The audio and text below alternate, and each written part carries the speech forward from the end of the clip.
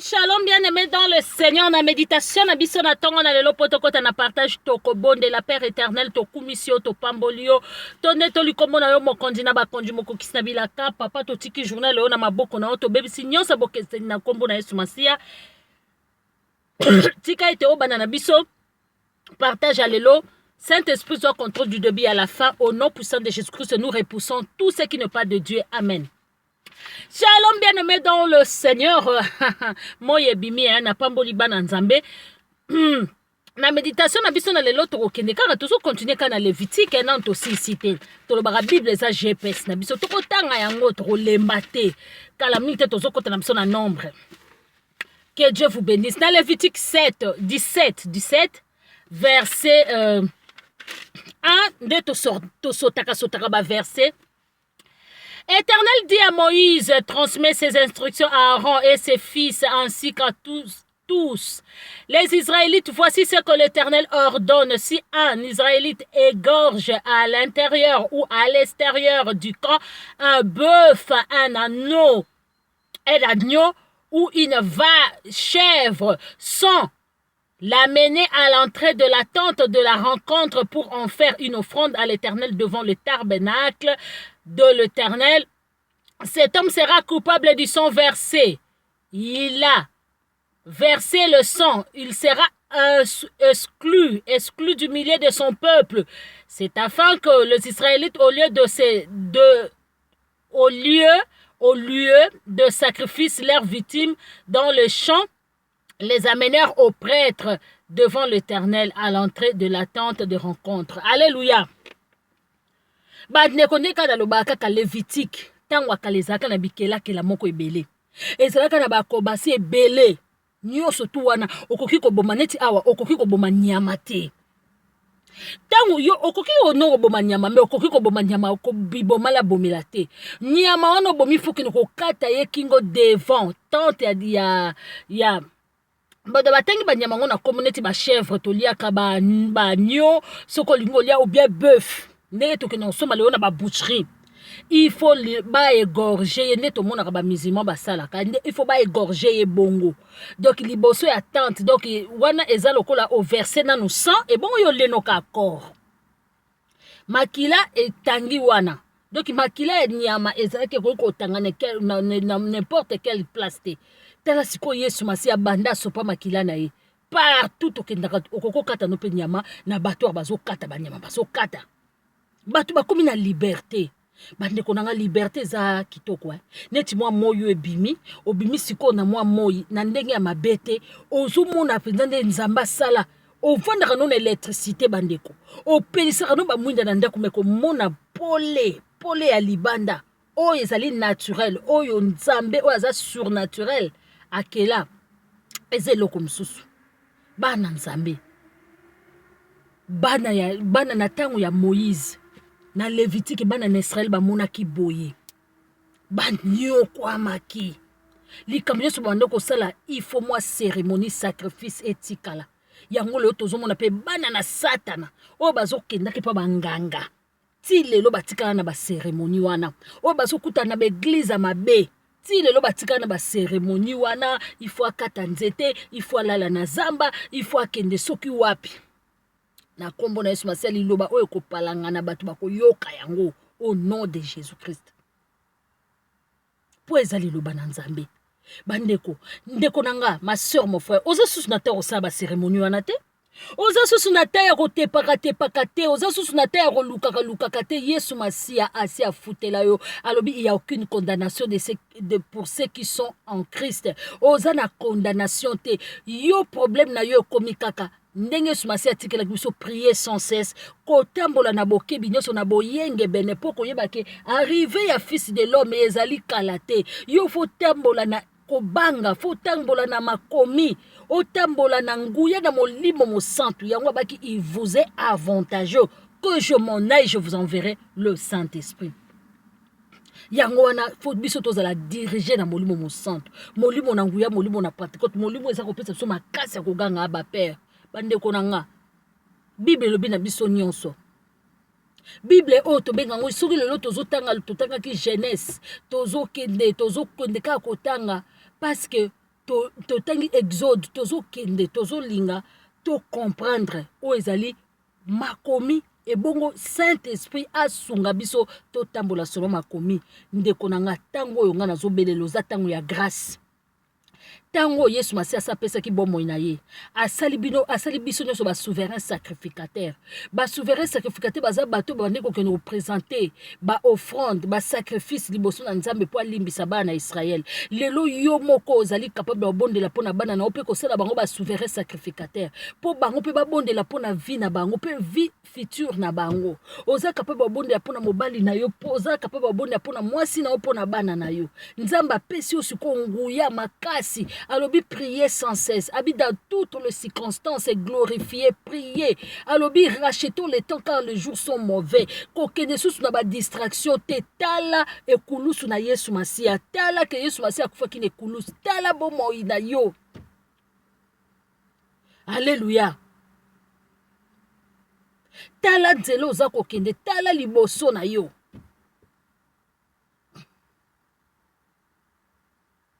La vie n'est pas qu'à boire et à manger.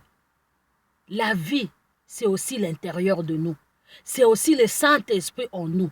C'est aussi l'Esprit. Parce que la Bible dit, en réalité, en l'homme, c'est l'Esprit. Il faut me lire mon opéliaka et qu'on lit dans ma bonne délit. Et qu'on lit, mon Dieu, c'est comme un faible, mais ça la kaka tout. Na ba prière na 5 minutes ozana wana bengaka molimo mo santo a fortifier kabiso parce que nenge tozana mboka oyo nenge tozana mokilo ya mabele bitumbe zali. N'est-ce pas Bible lobi malheur sur la terre et dans la mer et partout parce que le diable est descendu avec la colère. Akiti na kanda makasi. Mais biso toza sauvé Yesu Masi ekopesa biso nguya alobi apesi biso autorité apesi biso nguya ya kotambola likolo na serpent na scorpion na eloko nyonso ya nguya ya moyini Satana eloko moko ekokobebisa biso ezate kita yo kaka otelemo bondela balobi résister au diable il fuyera loin de toi soki osalaki lisumu moko tongo songolo soki ozomona oza na culpabilité na ngonga oyo oyoki liloba oyo pupola mabele le matin aux na bomoi la grâce de Dieu est là. Tangu na nozana bomoi la grâce de Dieu est là. Belela molimo satou belela Yesu Masia belela Père éternel au nom puissant de Jésus-Christ, le créateur de cieux et la terre, le Seigneur de l'univers. Belela la parole de Dieu qui s'est fait chair. Oh ya l'atakinzoto, la parole créatrice au commencement était la parole était avec Dieu, la parole lui-même était Dieu. La parole s'est fait chair. Ya ngwana de Yesu Masia liloba na nzambo l'atakinzoto. Belela ye loba nzambe pesanga makasi spirituellement. Et puis, ce que spirituel, il faut toujours kangamakana oeza spirituel. Et il faut kangamaka toujours quand na louange na adoration. To lobi to pesa bomo ina yo to 100%. Oui, il faut ptia makolonomi balé. Mais to zana kata mokili tobi okolia okomela.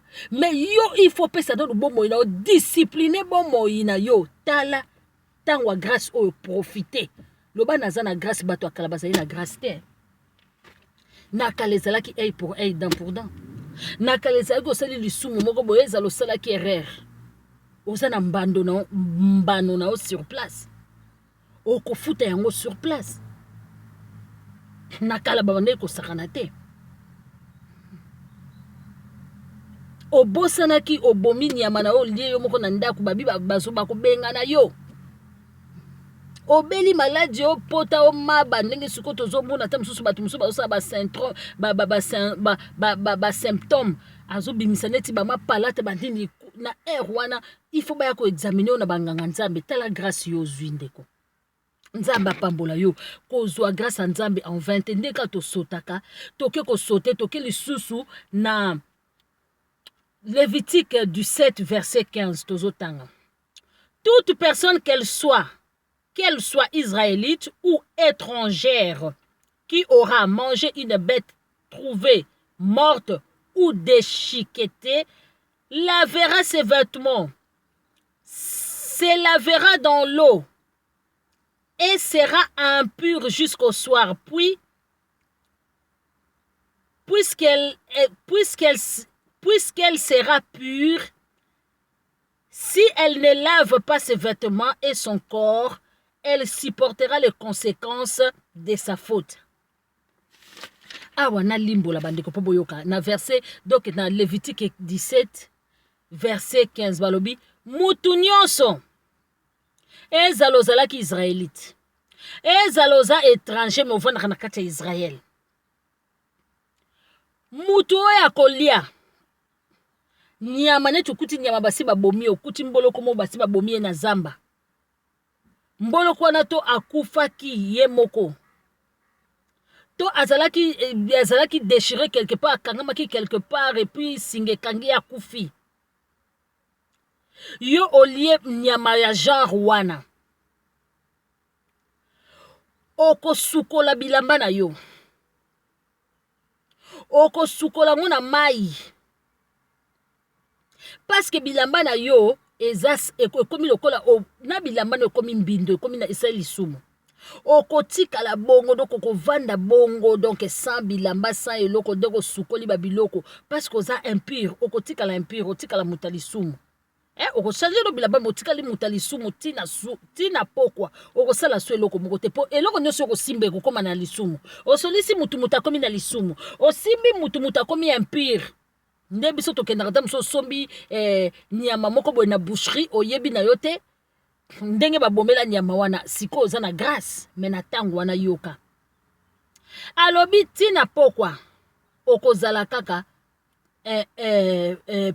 impure me ntango poko ekosila tolamuki na ntongo okomi na yo pure soki osukoli bilamba na osukoli mpe nzoto na yo soki osalaki yango te yebaki okosibir conséquence ya lisumu na yo bino mo boyokaki conséquence nango ezalaki likolo donc bakobengana yo soki osali yango te bakobengana yo okozala libanda ya mboka oza doki okozwa punition na yo ndeko na nga tala baninga nde bana omona pasi tala pasi oyo ezalaki bozito oyo ezalaki kosalaka mwa erreur ozalaki na mwa nzala eleki oke na zamba omona nyama to kuti mboloko moko boye akangami na nzete azokoka te pasi akufi na pasi okoki kolia ye te soki omeki kolia ye lisumu wana ekokute o journée mobimba ta mosusu yo ovandi ya ngana oyo tokokaka kogene te mais sikoyo lisumu wana ekokute o journée mobimba okosimba eloko te okosala mosala moko te parce que okomi impure otie bosoto na nzoto na oyo fo sukola na bilamba na nyonso na nzoto na baprière donc ntango otikala wana ozotikala kaka kolela mawa na nzambe mais sikoyo otala yo bible ezoloba na yo le juste tombe 7 fois je le relève 7 fois mais ozwaka ta temps ya koprie te bible eza koloba na yo prier sans cesse bible eza koloba na yo autant l'Orient est éloigné de l'Occident, autant j'éloigne vos péchés et j'oublie. Nzamba sali biso faveur asali biso grâce. Kita yo ndeko profiter na grâce wana. Kozwa grâce wana en vente ndeko na recommandé yo au priaka sans cesse. Ata olamuki na butu boyoki posa neti okende petit besoin ebondela olamuki na tongo lingo bima na porte no anda kubondela ozozonga na kati ya porte no anda kubondela loué nzambe loba nzambe merci obateli ngai na ebite biloko nini eshapaki ngai tango yo ozoko bima nzambe merci ozokota na voiture na yo kumisa nzambe loba na nzambe senga protection divine avant olala kumisa nzambe olamuki na tango kumisa nzambe biloko batieli yo na mesa kumisa nzambe yango moni nzambe bito kolia ba poison tokokufa te mais tokokufa te soki oza kobondela loba obosana ndeko na nga mais senga molimo osantu obosanaka te ekoma mpenza tiko tako automatique donc olingo mata na voiture olingo okende classe bondela okomi na bande lekolo olingo vanda bondela okomi na mosala na yo ovandi olobi place na niati epesa melinga biso bana na nzambe ntango tozokota efu tozwaka possession ya place oyo tozali parce que grâce esepesameli biso toza lisu bato ya kobangabanga te toza sikoyo bato ya koyeba kotambola na boyenge bene toza sikoyo bato oyo nzambe apesi biso pouvoir nzambe apesi biso bokasi moko boye toyeba kolonga satana toyeba kolonga mikakatano toyeba kolonga monguna okobanga lisusu nini grâce esepesameli biso Etieli suko yo bolembo wana ezoyela yo benga molimo mosantu banda koloba Père au nom puissant de Jésus-Christ Saint-Esprit agit banda kata koloba bongo Père au nom puissant de Jésus-Christ Saint-Esprit agit Saint-Esprit kotika ngate agir na bomo inanga na liko zala bolembu te faiblesse ezeloko mabende konangai na faiblesse batu mususu basala bango mabe kozala na faiblesse spirituelle te même physique nzamba pambola biso.